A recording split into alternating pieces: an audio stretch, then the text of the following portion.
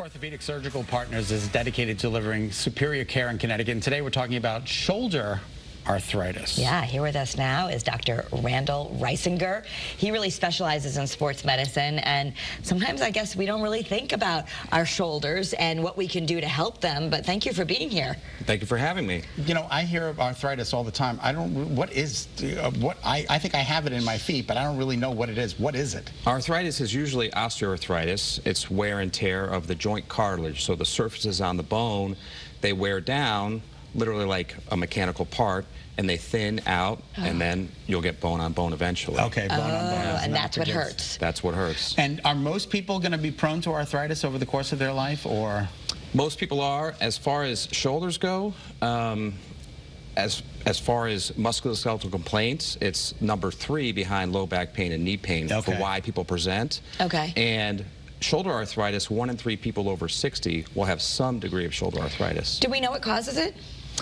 Sometimes it's trauma, sometimes it's genetics, overuse, heavy use. Is it doing this all day, like sitting at a computer? Or well, that's not a good thing, but not really for arthritis, but heavy weightlifting. Heavy weightlifting. Oh, so right, and that's a big trend on social media. Absolutely. Now everyone is trying to really lift a lot, everything's strength training, which could be good to a certain extent, but we could be causing our own shoulder arthritis by overlifting. That's right, it's good to a degree, but when I see young patients with shoulder arthritis, they're usually heavy bench pressers, heavy lifters. Oh, yes. Yeah, we're talking about a lot of weight. I see these guys in the gym, and I'm like, be careful what you're doing there. You know, you don't need to do 350 pounds. So you try to do non-surgical procedures before you go into a bigger thing, right? Sure. So first, with shoulder arthritis, people can live with it a lot longer and sometimes don't present until later. When you think about it, people don't walk on their arms. They walk on their legs, right? So knee and hip arthritis, they're coming in sooner.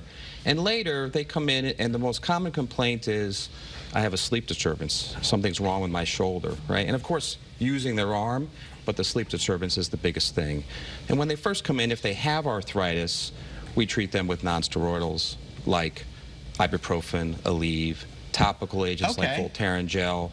We have injectables, and physical therapy can be really effective early on when we have shoulder arthritis. So many people that, whether it be back pain, shoulder pain, they're just like, oh, I don't know, there's nothing I can do and I don't want to get surgery. So that's really a message you want to get out there, is coming to you. Even though you are a group of surgeons, you can really help more than just living with this or trying to figure out, do I take Advil? I mean, you can give them a protocol. I would say 90% of the people I see with shoulder arthritis, we're not planning surgery.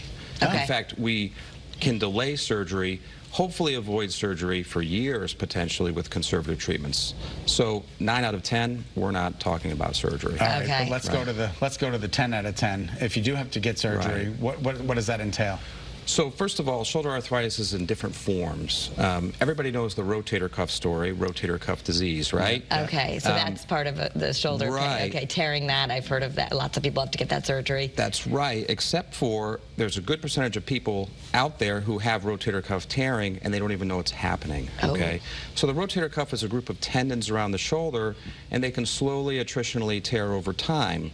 So if you look at the numbers, over 50, 10% of people have rotator cuff tears, maybe asymptomatic. Over 65, 20%. Over 70, 40% all of a sudden, okay? So it exponentially goes up. Yeah. And when that occurs, and they're not getting the rotator cuff treated, it can lead to rotator cuff arthritis. So there's sort of 2 forms, and this gets into the evolution of shoulder replacement. There's standard osteoarthritis like hip and knee, but there's also rotator cuff arthritis. So the good news is we have good care right here in Connecticut. People don't have to travel far. You're right with Orthopedic Surgical Partners. People, I know from talking to some of your partners, you have locations around the state. So you can, first step is make a phone call and you can evaluate someone? Absolutely. Yeah, we could evaluate and treat, and always conservative. We exhaust that until we need to consider surgery. Right, that's good to know. Right. Great buttons, by the way, on your shirt. Oh, yeah, they're blue. We like those. It's really nice. I love that. I'll let you know about the shirt later. Please do. I appreciate that.